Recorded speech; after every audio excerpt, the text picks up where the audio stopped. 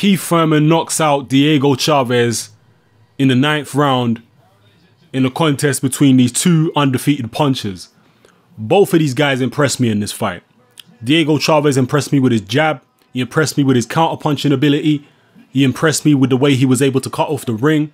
He impressed me with his body punching.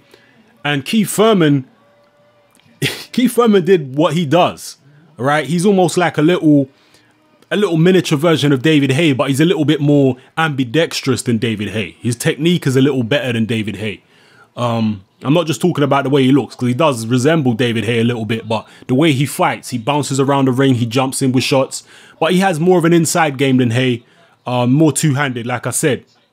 And Thurman really has the Tommy Hearns mentality, right? This guy loves to take risks, right? He's like the George Groves, you know, type of young guy who loves those knockouts, you know, and he's got the Tommy Hearns mentality.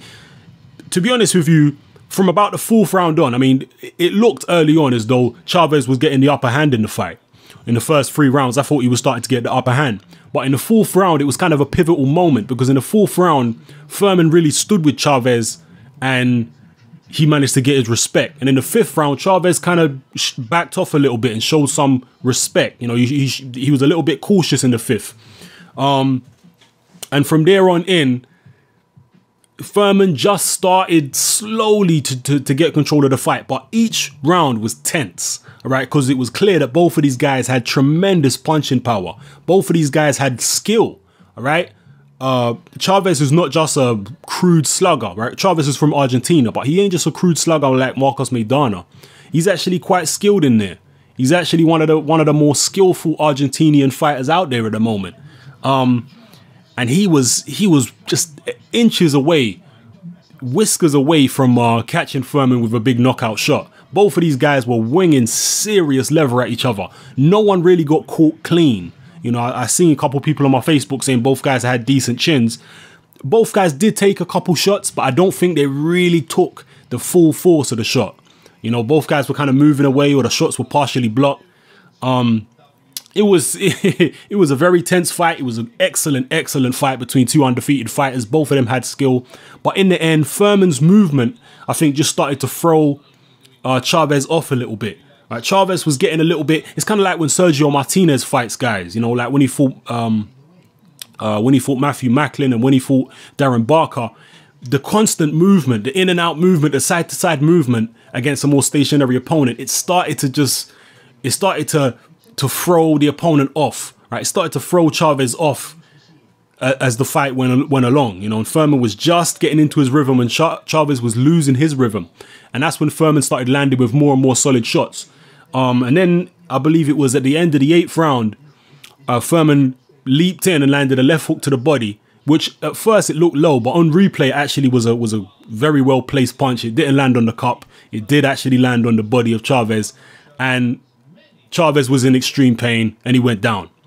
All right. And he probably broke his rib there and then, because when he came out for the 9th, it was clear straight away that Chaves was not right. Yeah, he was in serious pain, and Thurman just jumped on him, threw a barrage of punches. Chaves sunk to the canvas again and he couldn't get up. Fight was over. So it was a very tense fight. It was very exciting seeing both guys winging all that heavy lever at each other. Both guys had counter-punching ability. You know what I mean? It was an intense fight. It was a good fight. This really should have been top of the bill. I ain't seen the Berto versus Soto Carras fight yet. I know Berto and Soto Carras might be a little bit bigger names, but very exciting fight between two undefeated prospects. Thurman came out the winner, and he's a major player at 147 pounds, people. He's a major player at 147 pounds. Do not sleep on Keith Thurman. This kid is talented. He is reckless. He does make mistakes. That's just how he is. That's his nature. He has that Tommy Hearns about him. You know, he could have, you know, maybe after the 4th round, he could have probably boxed his way to victory and maybe just kept Chaves in check with a few hard counters here and there and just boxed his way to victory and coasted, possibly. But he wanted the knockout. You know, Keith Thurman, like a Tommy Hearns, he wanted the knockout and he was going for it. He never stopped going for it for the whole fight. Both guys were going for it the whole fight. But it was Thurman who got there with his shot first. His superior movement in the end, and athleticism in the end won the day. you know, and yeah, it was an impressive performance. Again, reckless, but it was impressive. It was impressive the way that he dealt with that guy, man.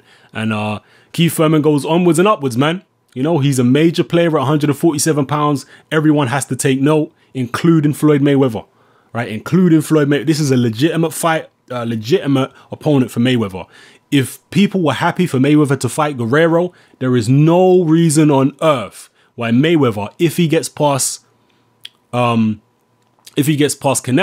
there is no reason on earth why Mayweather should not fight Keith Thurman. No reason at all, right? And that goes for Tim Bradley, the winner of Tim Bradley and Marquez. There's no reason why these guys should not be fighting Keith Thurman. This guy's legit.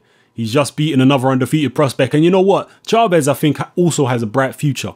You know, I don't think he's finished or anything like that. I think he has a pretty bright future himself. He does have skills. He does have heavy hands.